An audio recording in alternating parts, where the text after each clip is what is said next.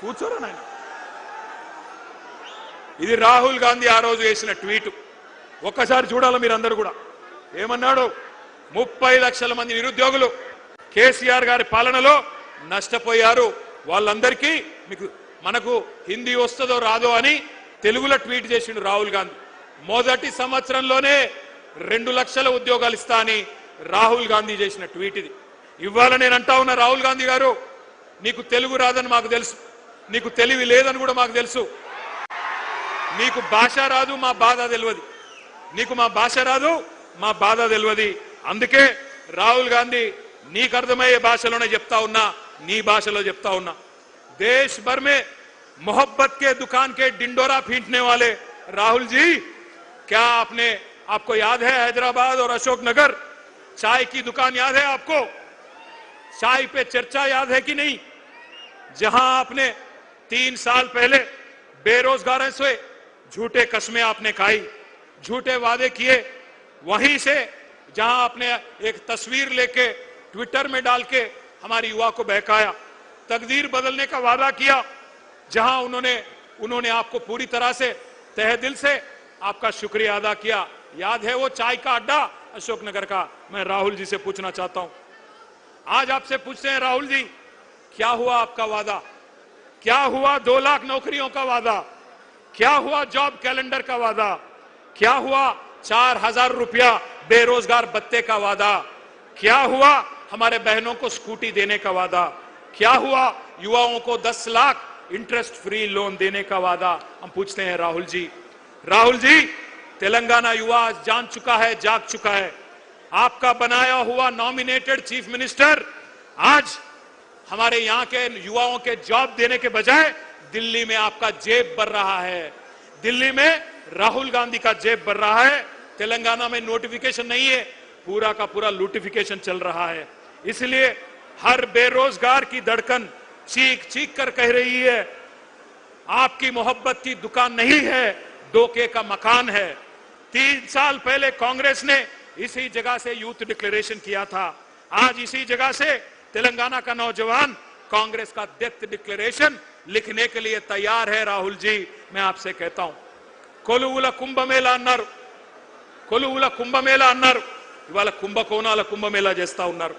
కాంగ్రెస్ గెలిస్తే డిసెంబర్ 9 నుంచి ఉద్యోగ పర్వం పక్కా అన్నారు, కానీ ఉన్మాద పర్వం చూపెడతా ఉన్నారు. ఉద్యోగాలు అడిగితే ఉరికిచ్చి కొడతా ఉన్నారు, కొలువులు అడిగితే లాఠీ చార్జీలు చేస్తున్నారు. దమన కాండ, దౌర్జన్య కాండ ఇవాళ హైదరాబాద్ లోనే కాదు, తెలంగాణలోని ప్రతి పల్లెలో జరుగుతా ఉన్నది. అశోక్ నగర్ చౌరస్తాలో అందమైన కబుర్లు చెప్పి అవతలబడ్డ రాహుల్ గాంధీ ఇప్పుడు ఎక్కడ అడ్డగాడులు కాస్తున్నావు అని నేను అడుగుతా ఉన్నా. ఎక్కడ ఉన్నావు? కనబడతలేదా మా నిరుద్యోగుల ఆక్రోశం? గల్లీలో నిరుద్యోగి ఆవేదన పడతా ఉన్నాడు, ఢిల్లీలో ఏ గుడ్డి గుర్రాల పనులు దొమ్ముతున్నావు రాహుల్ గాంధీ అని నేను అడుగుతా ఉన్నా. అశోక్ నగర్ చౌరస్తాలో ఇవాళ అభ్యర్థులు శోకిస్తున్నారు, ఏడుస్తున్నారు, వినిపిస్తలేదా? దిల్సుఖ్ నగర్ లో యువత మీద లాఠీలు విరుగుతా ఉన్నాయి, వినిపించడం లేదా? సిటీ సెంట్రల్ లైబ్రరీ మీద దాడులు, ఉస్మానియా క్యాంపస్ లో నిర్బంధాలు, ఆడబిడ్డలను చూడకుండా అనిత మీద, ఆస్మా మీద అర్ధరాత్రి కేసులు, అరెస్టులు. ఢిల్లీలో రాజ్యాంగం చేతిలో పట్టుకొని రాహుల్ గాంధీ గారేమో పోజులు, ప్రజాస్వామ్యమని శుద్ధపూస కబుర్లు. హైదరాబాద్ లో నడిబొడ్డున ప్రజాస్వామ్యం ఖూనీ అయిపోతుంటే పట్టించుకున్నవాడు లేడు. మరి రేవంత్ రెడ్డి గారు ఏం చేస్తున్నారు? ఆయన ఒకటే చేస్తున్నాడు, రాహుల్ గాంధీకి ప్రధానమంత్రి జాబ్ వచ్చేదాకా ఇడిచిపెట్టడట, పని చేస్తాడట. నిన్ను సీఎం చేసింది యువతకు జాబులు ఇవ్వమనా, లేకపోతే నిరుద్యోగి, రాజకీయ నిరుద్యోగి రాహుల్ గాంధీకి జాబ్ ఇవ్వమనా? ఆలోచించండి. మీకు గుర్తుండాలి, 2023 నవంబర్లో ఆ రోజు ఎన్నికల్లో రాష్ట్ర శాసనసభకి ఎన్నికలు జరిగితే ఆ రోజు కాంగ్రెస్ పార్టీ వాళ్ళు జాబ్ క్యాలెండర్ ప్రకటించారు. ఒక్కసారి ఫుల్ పేజ్ అడ్వర్టైజ్మెంట్లు ఇచ్చినారు. ఆ ఫుల్ పేజ్ ఒకసారి చూపెట్టాలని చెప్పి, ఆ స్లైడ్ వేయాలని చెప్పి మా వాళ్ళని కోరుతా ఉన్నాం. ఇది గుర్తుండాలి మీకు, కాంగ్రెస్ వాళ్ళు నవంబర్ 2023లో వేసిన జాబ్ క్యాలెండర్. అన్ని పత్రికల్లో అవినీతి సొమ్ముతో ఫస్ట్ పేజీలో ఫుల్ పేజ్ అడ్వర్టైజ్మెంట్. ఎన్ని ఉద్యోగాలు ఉన్నాయి? 2 లక్షల ఉద్యోగాలు మొట్టమొదటి సంవత్సరంలోనే భర్తీ చేస్తామని చెప్పారు. ఆ రోజు ఏమన్నారు? ఓటు కొట్టు, జాబు పట్టు అని బంపర్ ఆఫర్ ఇచ్చారు. ఏమన్నారు? ఒక్క ఏడాదిలోనే 2 లక్షల ఉద్యోగాలు, డిసెంబర్ 2024 కల్లా 2 లక్షల కొలువులు ఇస్తామని చెప్పారు. ఇవాళ జాబులు లేవు, జవాబులు లేవు, ఉద్యోగాలు లేవు, ఉలుకు లేదు, పలుకు లేదు. తెలుగు క్యాలెండర్ మారింది, ఇంగ్లీష్ క్యాలెండర్ మారింది, జాబ్ క్యాలెండర్ మాత్రం పత్తా లేదు. ఇంకా ఘోరం ఏంటంటే అసెంబ్లీ సాక్షిగా, పవిత్రమైన సభ అసెంబ్లీ అంటే, అసెంబ్లీ సాక్షిగా శాసనసభలో ఇచ్చిన జాబ్ క్యాలెండర్ కూడా ఒక చిత్తు కాగితం కింద కూడా పనిచేయడానికి ఇలా అర్హత లేదు. ఆ కాగితానికి జాబులు నింపట్లేదు. రాహుల్ గాంధీ జేబులు మాత్రం జోరుగా నింపుతున్నారు. అన్నదమ్ముల అల్మారాలు నింపుతున్నాడు రేవంత్ రెడ్డి, బినామీల బీరువాలు నింపుతున్నాడు. జాబ్ క్యాలెండర్ కు మాత్రం నై, స్కామ్ క్యాలెండర్ కు మాత్రం సై. ఇది కనబడుతున్న పరిస్థితి. ఒక్క మాట ఇక్కడికి వచ్చిన మా తమ్ముళ్ళు, మా చెల్లెళ్ళు, నేను ఒకటే కోరుతా ఉన్నా, మనం గనక చరిత్రను మర్చిపోతే భవిష్యత్ తరాలు మనం క్షమించవు. ఎందుకంటే చరిత్ర అనేది ఒక ముఖ్యమైన సబ్జెక్టు. తెలుసుకోకపోతే మనం కూడా గజనీలు అయిపోతాం. అందుకే నేను మిమ్మల్ని అనేది, చరిత్రలు, పురాణాలు, ఇతిహాసాలు చదువుకోవాలి.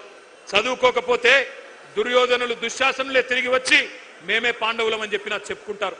ఎవడైతే తెలంగాణ ఉద్యమంలో మనల్ని చావగొట్టిండో, ఎవడైతే మన రక్తం కళ్ళ చూసిండో, వాడే మళ్ళీ పంచి డైలాగులు కొట్టి పంగనామాలు పెట్టి మళ్ళీ ఓట్లు వేయించుకొని పోతారు. అందుకే మన కొలువులు కొల్లగొట్టిన పార్టీ, మన పిల్లలను కాల్చి చంపిన పార్టీ కొత్త వేషం కట్టి కొత్త హామీలు ఇచ్చి ఆ రోజు వస్తే అమాయకంగా నమ్మి ఆగమైపోయింది తెలంగాణ యువత.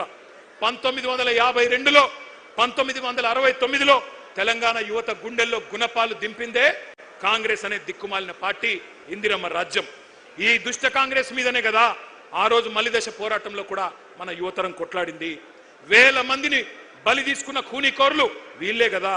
అందుకే ఈ మధ్యన ముఖ్యమంత్రి మాట్లాడుతున్న మాటలు మీరంతా వింటా ఉన్నారు. ఈ రక్త పిశాచి కాంగ్రెస్ ఇంకా వాళ్ళ రక్తదాహం తీరలేదు. తెలంగాణ నెత్తురు రుచిమరిగిన పులి కాంగ్రెస్ ఇంకా కావాలని అడుగుతున్నది. మన రక్తం పంట పొలాల మీద చల్లాలని చెప్పి చిల్లర మాటలు మాట్లాడుతున్నాడు రేవంత్ రెడ్డి అనే ఓ చిల్లరగాడు.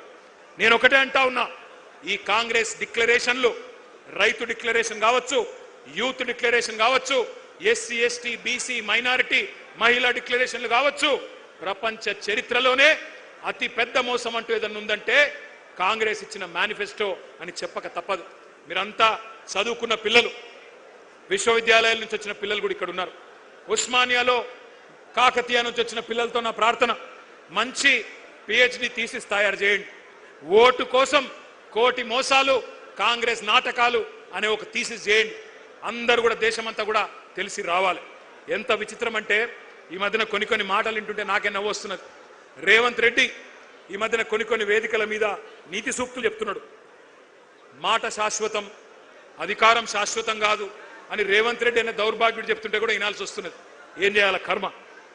ఈ మధ్యన ఒక దగ్గర ఎక్కడో చూసిన టీవీలో, సోషల్ మీడియాలో, నేను సాంప్రదాయిని, సుప్పిని, శుద్ధ పూసని రేవంత్ రెడ్డి సొక్కం మాటలు చెప్తే కూడా అట్లే అనిపిస్తున్నది. ఇక గీన చెప్పాలి మనం వినాల. ఓటుకు నోటు దొంగ, 50 లక్షల రూపాయలతో అడ్డంగా దొరికిపోయిన దగుల్బాజీ గాడు ఇవాళ అవినీతి గురించి, నీతి గురించి, అశాశ్వతమైన అధికారం గురించి మాట్లాడుతుంటే నాకే గమ్మత్ అనిపిస్తా ఉన్నది. ఇంకా ఎన్ని